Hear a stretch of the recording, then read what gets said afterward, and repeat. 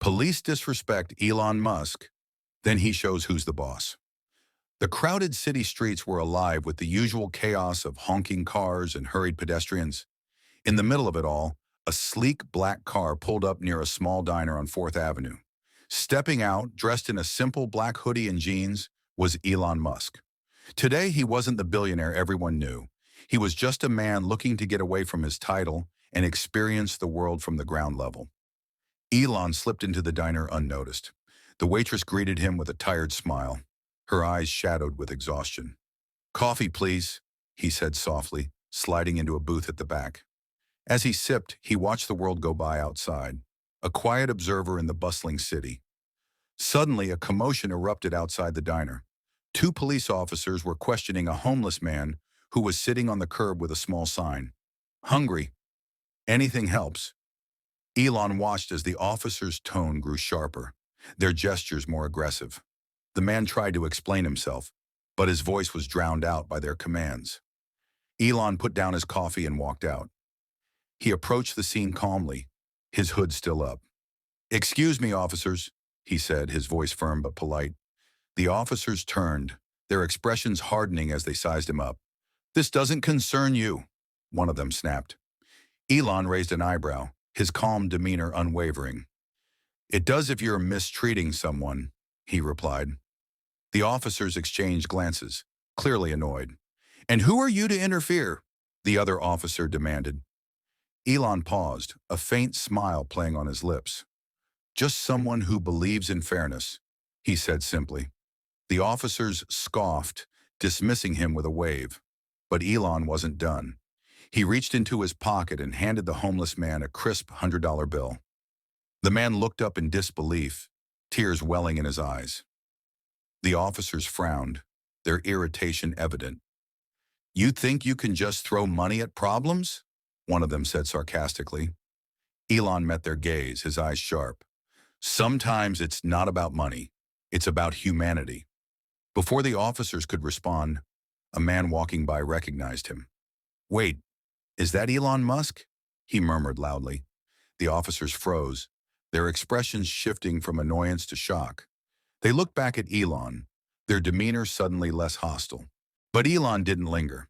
He patted the homeless man on the shoulder and turned to leave.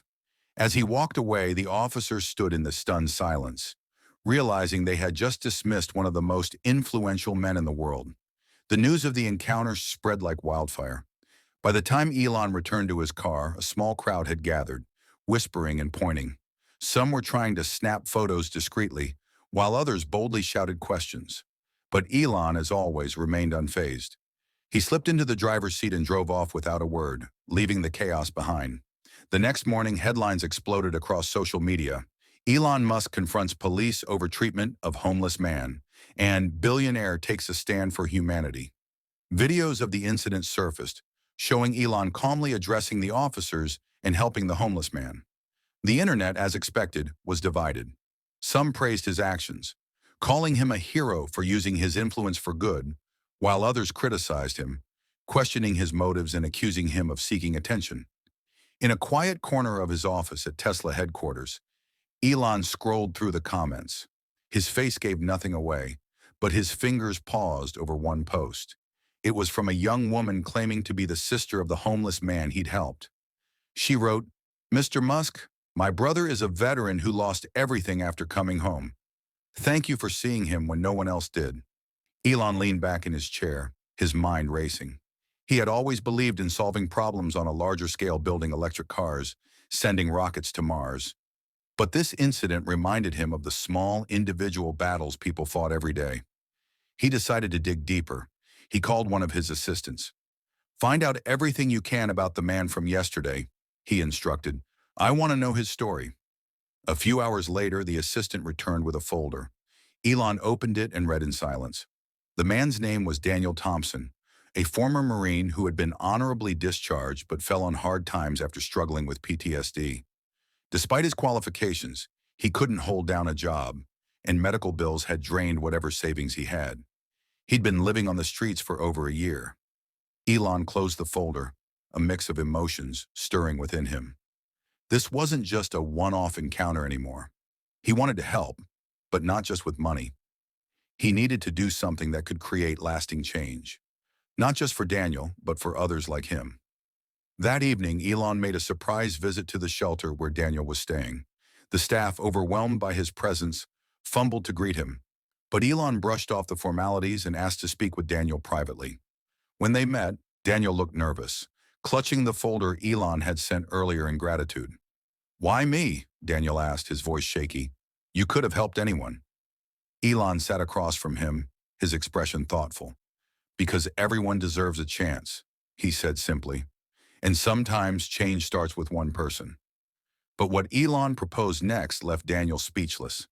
Elon leaned forward, his tone calm but filled with purpose. "I want to offer you a job, Daniel," he said. "Not just charity, a chance to rebuild your life. But it's not just about you. I need your help to create something bigger." Daniel blinked, struggling to process the words. "A job? Doing what?" he asked hesitantly. "I want you to work with me to create a program for veterans like you," Elon explained. "A system that helps them transition back into society. Jobs, housing, mental health support. The works. Who better to guide me than someone who knows the struggles firsthand?" Daniel stared at him, his disbelief evident. "You want me to help you? I'm just a nobody." Elon shook his head firmly. "Nobody? You're a Marine. You served your country. You've faced battles most people can't imagine. That's not nobody. That's someone who knows what it takes to fight and survive." For a moment, the room was silent. Then tears welled in Daniel's eyes, and though he quickly wiped them away. "I don't even know where to start," he admitted. "You don't have to know everything," Elon said with a faint smile. "We'll figure it out together. But if you're willing to take this chance, I promise you it'll be worth it." Daniel nodded slowly, the weight of years of hardship lifting, replaced by something he hadn't felt in a long time: hope. "I'm in," he said, his voice steady. Over the next few weeks, Elon and Daniel worked closely, assembling a team of experts and veterans to design the program. They named it Phoenix Rising, symbolizing rebirth and resilience. The initiative aimed to provide housing, job training, therapy, and mentorship to veterans struggling to reintegrate into society. But not everyone was supportive. Critics accused Elon of using veterans to clean up his image after the police incident. Pundits questioned whether the program was sustainable or just a publicity stunt. The backlash was fierce, and the pressure mounted. One day during a press conference to launch Phoenix Rising, a reporter bluntly asked, "Mr. Musk, some people believe this is just a PR move. What do you say to those critics?" Elon's expression remained calm, but his voice carried an edge. "I say they're welcome to do better," he replied. "This isn't about optics. It's about real people. People like Daniel, who deserve more than society has given them. If that makes some people uncomfortable, so be it." The room fell silent, the weight of his words hanging in the air. The program launched with modest expectations, but the results were staggering. Within months, dozens of veterans had found stable jobs, and families were being reunited. Daniel became the face of the movement, sharing his story and inspiring others to step forward and help. As Phoenix Rising grew, Elon and Daniel's bond deepened. They became unlikely partners, united by a shared vision. But just as things seemed to be settling, an unexpected twist threatened to derail everything. One evening, as Elon sat in his office, reviewing the latest progress reports on Phoenix Rising, his phone buzzed with an urgent call.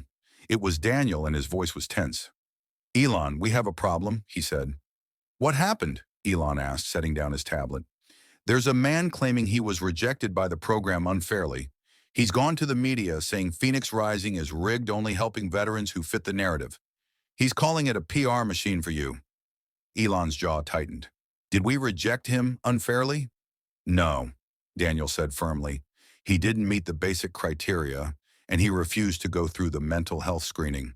But now he's saying we're picking and choosing veterans to make the program look good." By the next morning, the story had exploded.